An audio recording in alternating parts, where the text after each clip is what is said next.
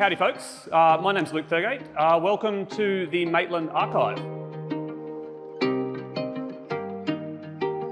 The idea of this project is kind of based around this wall drawing, but also the objects that people from Maitland are bringing me. And the drawing, as I said, is not really the most important part of the project. The drawing is just a way of inviting people into the space to kind of initiate the engagement. But the interaction that happened around that sort of space between the objects, the people, and the drawing is the work itself. That's what I see as kind of fundamentally the project. What was really interesting about this as well was people played the game in different ways. You know, so there was lots of kids just brought in, favourite toy.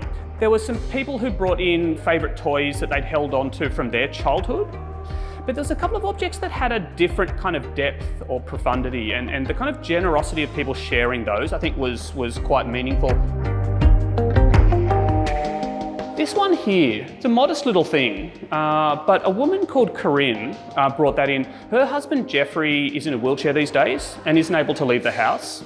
Corinne kind of brought that in as a little sort of keepsake reminder of a time when Jeffrey was a little bit more sort of mobile, kind of able to be in the world together.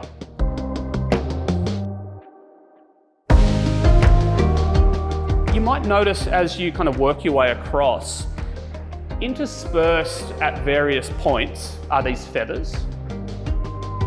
Beth, who does some volunteering here at the gallery, she lost a daughter about 12 months ago.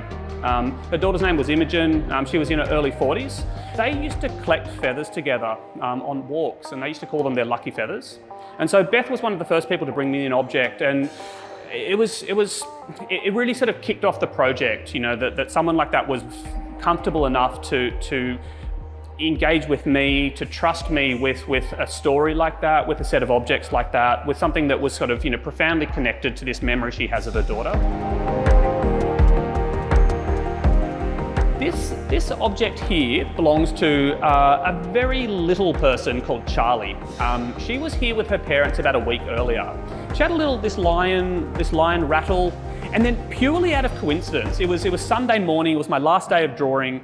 They came around the corner as a family about a minute into me starting to draw this thing.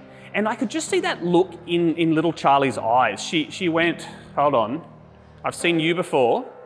That thing is mine. And I'm starting to see it emerge out of the wall. And she just stood there jumping up and down. It was genuinely beautiful. It kind of just summed up the whole thing. It was the family thing. It was the kind of significance of the object that means something to someone. It was the way the drawing acknowledged, the connection with these people that I'd met.